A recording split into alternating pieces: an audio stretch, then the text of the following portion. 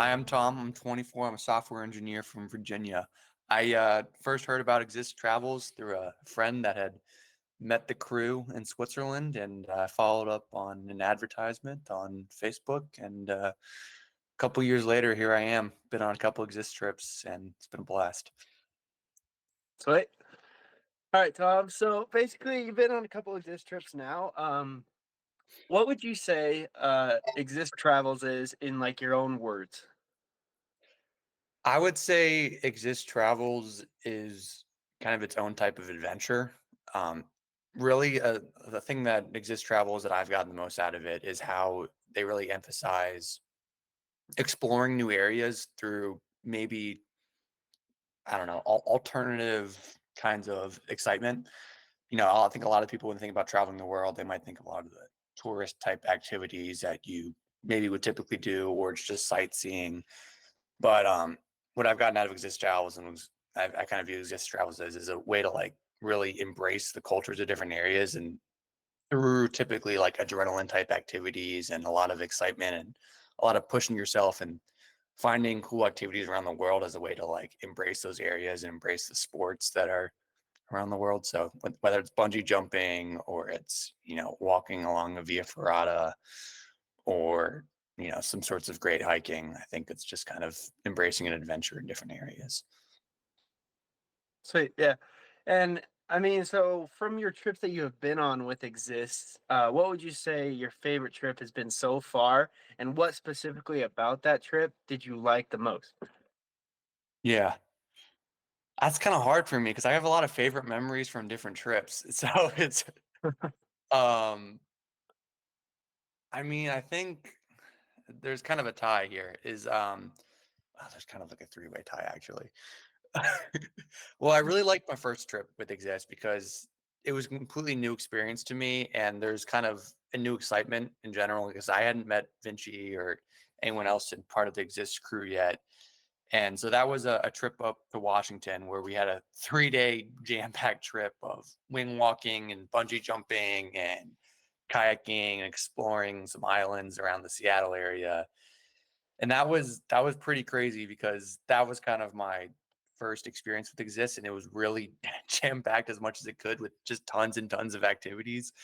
So much so that we weren't really getting the sleep that we probably should have for those trips, but for that trip specifically. But it was really exciting because I think I had been looking for some time for like a way to kind of get a new excitement out there and like kind of push myself in a new way. And that trip to Washington was kind of like a new novel experience, and it kind of was like just like whoa, it was a lot, but I really enjoyed it because it was kind of like pushing myself to keep up, and it was constant excitement, and you always knew there was something next that was happening, even if it was just like a 4-hour drive from one side of Washington to the other. But it was still like there was a constant flow of things. So that's holds a special place in my heart for, I don't know if it was my favorite, but it was like it's One of your I don't know favorites. if I have a favorite. I mean, it was like one of my favorites for sure. And I'll just talk about another one then. I would say maybe my favorite trip was my most recent Switzerland one where I joined Exist Travels in May, was it? And so I had been to Switzerland before, but there was a lot that I didn't get to experience the last time I was there. And like kind of through Exist, I was able to like see a lot more of the country and experience a lot more of the culture and do a lot more of the activities I wasn't able to before. And they kind of found lots of new fun things and activities to do in Switzerland. And I just love Switzerland in general. It's a very beautiful place. It's kind of, even every single time you're just driving around on the roads, it's just majestic, seeing off into the mountains and seeing the valleys. And so every single part of that trip was just absolutely beautiful. And we did a lot of bungee jumping too, and that was the highest bungee jumping I've done as well. So there was a level of pushing myself that I was excited for. Did a little bit of bridge jumping where I jumped into a river that I had wanted to a while ago before and didn't get the chance to. And, just more fun things that exist kind of allowed me to go and experience that I had wanted to for some time, and was really able to, feel fulfilled about my trip to Switzerland. I didn't, honestly, there wasn't anything that I still wish I could have done because we just did so much, and that it was like pretty fulfilling in that sense and had an absolute blast. It was always great hanging out with friends and making new friends when we were there. Just I don't know, it's a fun time overall, and one of my favorite trips for sure. Yeah, I was with you on that Switzerland Yeah, trip. That was my first time to Switzerland. you probably had a different experience than me. No, that was my first time, I guess. One part I versus mean, the I've been other. out of the country, but that was my first time to Switzerland, and it's beautiful out there. I would live I there love for the sure. mountains. Yeah, Yeah. you can see why. There's just I always want to go back to Switzerland. I love Switzerland. I felt so bummed I couldn't join the most recent trip, but I just had too much going on. But yeah, I mean, yeah, you could see why I was so bummed out that my study abroad got cut early because of Yeah. COVID. Yeah. Yeah, you mentioned, Tom, that, like, it was jam-packed, everything that we were doing when we were there. From your perspective, is that a good thing, or is that, like, one thing that you would say is too much happening? I think that entirely depends on the person. As long as people understand that going in and understanding that there's a high energy, maybe lower on the rest sort of activities. But there's also some built-in flexibility as well, because you could opt out of certain activities if you wanted to take more days to rest, and people had rest days throughout that trip. I don't know. It's not good or bad. I mean, I love it. I love doing as much as I can as little time as possible and constantly having the next thing to do. I know others may value, taking things slower, more city exploring, maybe just calmer type activities on some days because I understand it's hard to always keep up with the energy, and I Mhm. give some credit to my youth for being able to do so. But it was so I view it as a really big plus. I think others, I don't know if it's necessarily a negative ever. It's just maybe not for everyone. It's just as long as you come in the realization that if you want to do this type of trip, it's going to be pushing yourself. And some people are okay with that. And even looking back, they'll get reluctantly get pushed during the trip, but then they'll look back and be kind of proud of everything they got done. And so, I've seen people where they really did not understand that it was going to be a high paced trip before, and but then they end up pushing themselves, and maybe they complained along the way, but then they look back at that trip and being like, wow, I did all that.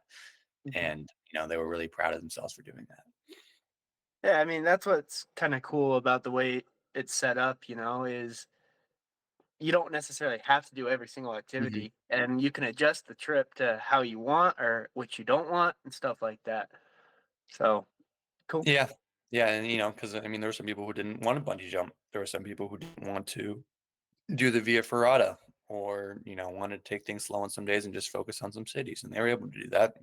We could be off doing, getting our adrenaline rushes while others are taking in, the sights in their own ways, and then embracing kind of the cities that they wanted to, Yeah. spending the time how they wanted. There's that built-in flexibility is great, especially with the guides, because you guys can just like spread her out and Yeah. let people do things. Just do different stuff. Yeah.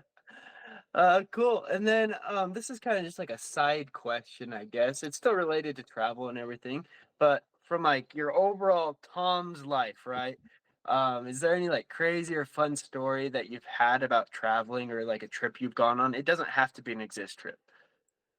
Yeah, I mean, it's so interesting because I think most of the travel I've actually done at this point has been exist trips, believe it or not, because I didn't travel too much actually before graduating college. I had a study abroad in Switzerland that unfortunately involved an evacuation at the end of it due to the pandemic.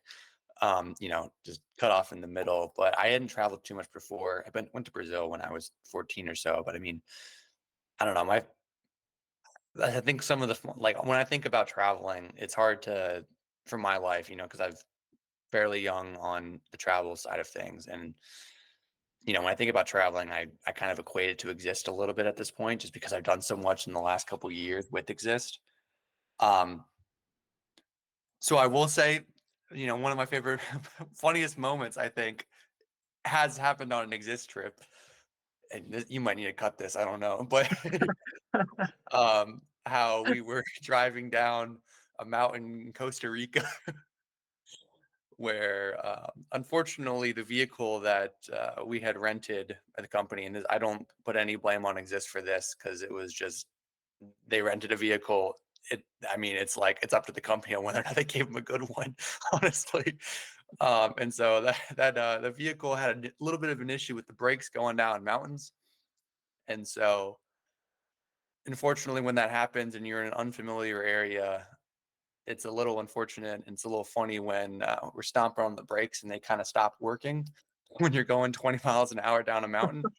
And so I think one of the funniest moments, it's funny looking back on it. It was a little chaotic in the moment about how we kind of did a little crash on the side of a mountain, but then and you had to like get help from the locals, Costa Rica, which is a completely different, unique way to experience kind of like these are the local people here. How can they help us out? You know, can we even get cell signal? Nope, because we're in the middle of Costa Rica and we don't know where we are. But I mean, at the end of the day, the car ended up being okay. We ended up figuring out things and taking home, getting a different car. Everything was kind of resolved. The guides on that trip and Vinci himself was like very composed, and they helped take care of business and make sure that we were all safe and taken care of. And so it's a funny memory looking back on how we like kind of crashed without brakes on the side of a mountain in remote Costa Rica. But I can try to think of another memory too. No, I no, recognize, that's fine. but it was we felt safe during the whole time. It didn't feel like we were doing anything that was there wasn't anything that was like traumatizing from this. It's just a funny Yeah. memory to look back on now. In the moment, it was kind of like, oh no, what's gonna happen? But I don't now know. it's For like, me, I now it's knew like, in oh, the that's moment, funny. like we did in the moment, like when I forget his name was stomping on the brakes, and he's like, "Oh, we lost the brakes," and we're all like, "Oh shit!" Unfortunately, we were able to, the place that we crashed into was a couple of rocks pulled off to the side, and I don't know how that car didn't just sustain more damage, but it was executed pretty well. Yeah, we're not saying right that this is gonna happen on every trip, but it's just something that it's part of traveling, right? I mean, I think I've been a part of 3 exist trips where car damage has occurred. Usually completely it's never been our fault. That's the thing. No, It's it's not. It's like the not random ours. time that Lauren's car got hit in Iceland. That was just from some dude backing up into her without looking when leaving a parking spot. That's entirely on him. And she was just like, "What the fuck?" And like they gave us a shitty vehicle. I mean, like I don't know, maybe we could have done something about figuring out how to drive that vehicle better, but like we told them what we were doing on that trip, and that company in Costa Rica did not give us a vehicle that matched what we told them we were gonna do. So that's like I don't know. They gave us a vehicle that had crappy brakes. Like I don't. It's not that's not exactly on us per se. Or Yeah, for sure. But hey, you make those memories together. You look back on it now. You're like, oh, that was funny. That was a good yeah, story. I mean, there's also there's other fun memories like how we went bungee jumping out of the hot air balloon off of like no sleep because we had to get up at we went there like at 8 p.m. the day before, like 2 hours away, and then that was canceled. And then we came back at 2 a.m. and was setting up for hours and hours and hours until we could finally jump at like 6 a.m. the break of dawn. That was crazy too because that was just like we were just so dead. But you hop up in the air balloon at 2,000 feet and you're like, I'm not dead anymore. You got to be locked in for that. Yeah. Yeah, briefly, could you kind of explain that experience of the hot air balloon? Yeah, so during a trip for that exists was taking from Iceland to Sweden to Norway to Iceland to Norway to Sweden to Denmark. The Swedes have this cool hot air balloon bungee experience near Stockholm, and so Vinci was in contact with people there, and part of that hot air balloon bungee experience kind of relies on doing it at certain times of day, usually around sunset or sunrise. And so the first day that we were scheduled originally to go there around sunset, 7, 8 p.m., maybe 6 p.m. or so, um, it was, they have to check that the right winds are happening because when you're in a hot air balloon, you just kind of go where the wind takes you. There's no real control over like where you are and where you're going to bungee jump. It's just kind of get everyone out bungee jumping and then bring it down eventually Mhm. and just hope that you haven't traveled so far away in the time that it takes to do that Gone. that you're just so far gone. And so it was, there's only a couple of us that could fit in the basket, but unfortunately we weren't able to do it on that first sunset. So the alternative was coming back the next day at 2 a.m. for then we were entirely set up before sunrise happened. And so that was just a moment of like, when you're driving in the dark and you're on, I don't know, 4 hours of sleep, and it's hard to even sometimes get the adrenaline up because you're just so tired, and You're like, and I also want to it's go back cold to bed. out. It's 2 a.m. But at the same time, you're about to do something really fun. So you're kind of pushing yourself to do it because it's like, oh my gosh, I'm not going to get this experience again. So, Open the pack of you're Red gonna keep Bull. on going with Start it. chugging. Regardless, it doesn't matter how tired you are, you'll just find a way for your body to generate its own caffeine, right? You'll just you'll just find a way to wake yourself up. And so that process is really cool because we worked with the team to actually set up the hot air balloon where we pull it out. We kind of help with the attachments. We had to hold it up in certain ways when they started putting the hot air into the balloon. They're doing us, some of the team is training us kind of while we're at it, and also explaining how they're doing all these redundancies to make sure that the bungee system was really safe. And from the other systems I've seen, it seemed like they had more safety precautions than any other bungee location, which was great. Made you feel pretty safe, even though you were, obviously not on a detached, like you were on a detached, vehicle in the air. It was really cool. Just, eventually around, a couple hours of setting up, maybe around 5, 6 a.m., we're starting to, take off and go up into the air, and you start seeing the sunrise, which is pretty cool in the distance while you're just like, you're ascending in this. I've never been in a hot air balloon before, so I don't really know what the right words to describe it are, but you're kind of rising up in this. And yeah, I guess this was supposed to be a brief experience, but I don't know. We kind of go up a hot air balloon, and you're 2,000 feet in the air, and that's the highest I've ever been. Well, I've been on wing walking before, but that's the highest I've been for bungee jumping for sure. Because you're like, what am I doing bungee jumping in the air? This is supposed to be a ground sport, basically. And Hmm. so it's really sketchy when you kind of look over the side and you're looking 2,000 feet down, and even though it's like 100, 200 foot rope or something that you're bungee jumping with, the nerves really get to you because you're not wearing a parachute, and if you haven't done skydiving before, it's also a whole different experience if you're jumping out into nothing. And when it feels like you're wearing a bungee cord, it doesn't feel like you're wearing much. And so that was the scariest experience I had ever had. Actually, I'd say I was pretty much trembling that whole time. I'm really glad I did it, and took that leap after kind of begging the team to give me confirmation that I was going to be okay. You're Uh, like, I will not die.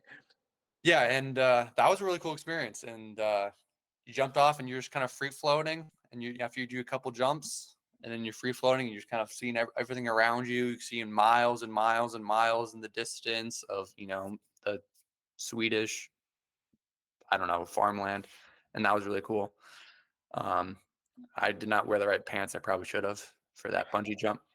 And what happens if you're wearing the harness incorrectly is for men may have a certain issue with how the tightness involved when you're getting pulled back up, and you can let your imagination do the rest of the work there. Uh, so it was a really cool experience seeing everyone jump on that. It was super high in the air. I got fantastic photos and fantastic things I can show friends that are always like, "You're crazy. What are you doing?" So that was pretty cool. Yeah, Eventually, we crashed down in some random farmland because the Swedish have some rule where they have shared farmland or something, and you're just allowed to do it. you're We crashed in somewhere, and they had to find the car, and we had allowed to land wherever you want, it's really. just kind of wherever. It's like everyone's jumped, time to crash. That's just how a hot air balloon works, and so Uh, that's that's what funny. happened. Cool. And then the last question basically I had was for you, Tom, if you were to, be walking down the street, somebody stops you and says, "Hey, I saw you in that Exist video. You really inspired me. Why should I go on a trip with Exist, or why should I look at going on a Nick trip?" Wow, I can speak. Let's start over. Why would somebody who's looking at going on a trip with Exist want to go? Well, if you're looking for the adventure of a lifetime, it's kind of it's kind of a once in a lifetime thing, and Exist will make it feel like it's once in a lifetime thing. For me, now it's been multiple times in a lifetime because I just couldn't get enough of it. Um, kind of a once in a lifetime experience, how you get to really push yourself and you'll do more than you ever thought you could in a short time span and experience more and kind of embrace a lot more of a place more than you ever thought you would for traveling. And, if you really want to get the most out of a trip, they know how to do it. Cool. Yeah, Mhm. I mean, it's a really different experience for sure of traveling with a group that loves to, either do adrenaline sports, adrenaline activities, Yeah. cool hikes, stuff like that, rather than kind of just doing a family vacation. Yeah. I Oh, mean, and cost wise, it's actually a lot cheaper than anyone would think too, which is most of our price points. It's like, I don't know, but that's also might be because Vinci's losing money every time. But I don't know. It's just like, I mean, that's the thing. We try and, plan trips and take people places that it's not going to necessarily break the bank, but it's going to be an experience that you'll still enjoy, you'll remember for the rest of your life, and you'll get to meet a lot of cool people along the way as well. yeah, like But Tom, when Rishi was joining the Switzerland trip, I think he looked at something beforehand and they were charging, twice as much for half the amount of things. And so he realized, like, oh my gosh, there's all of this and it's a fun, and it ended up being a fun environment and he can't wait to come back. So mhm, honestly, it'd be really cool that you could ask him a question too, just because he's been on one trip. He knows yeah. he's got a one trip experience because I've got like the bank of like 10 trips at this point. Yeah. We got like a list that we're gonna hopefully try and interview more and more people and just kind of get their reactions to similar questions and make it like a little mini series just to see, firsthand people that have gone on trips, what they like, what they don't like per se, and you know, how we can all just like traveling together. So Yeah, it's pretty fun. cool. Well, yeah, again, thank you, Tom, and I guess we will talk to you later. So we'll see you. Bye, Trevor. Good to All right, talk to Tom. you. Take care, man. Take We'll care. see you. See Bye. you.